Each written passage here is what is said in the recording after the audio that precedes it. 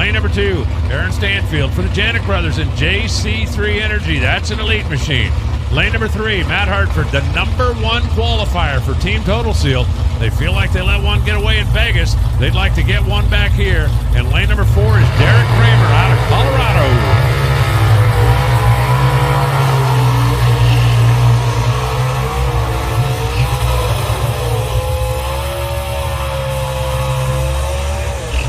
Deric, horsepower out of KB Titan Racing.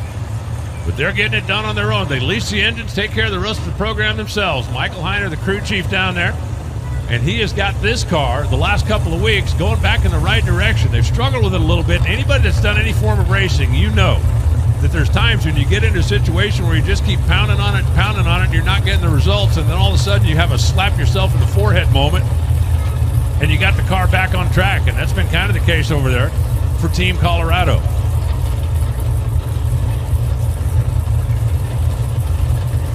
Greg Anderson.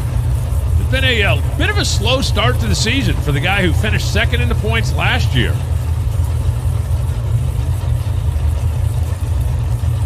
Aaron Stanfield's had himself a decent car this year. He was third in the points last year, but the real show-off most of the year so far has been good old 00 Dallas. A couple of race wins. Matt Hartford, you can certainly make the claim of having the best car. Pro Stock, we've been watching just some crazy closeness. I mean, you look at 3 of the 4 finalists in Top Fuel, they're within 100th of a second.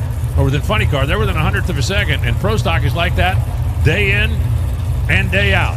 4 drivers pre-stage. They need to roll forward and light the second half of that LED. Fill in the circle. We'll be ready to go. There's 1. There's 2. There's 3. There's 4. Stanfield's car's out of control. He's out of the race. Down to the finish line stripe. It's going to be Matt Hartford and Deric Kramer. Holy smokes, was that close.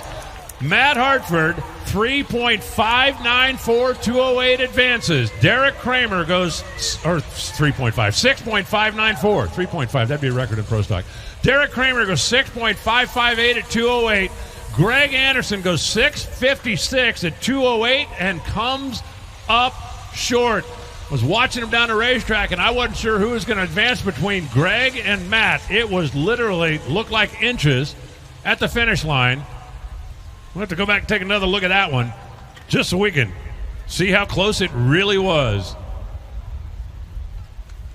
22 reaction time, 6.594 for Hartford. A 57 reaction time and 6.560 for Anderson. I mean, it was close.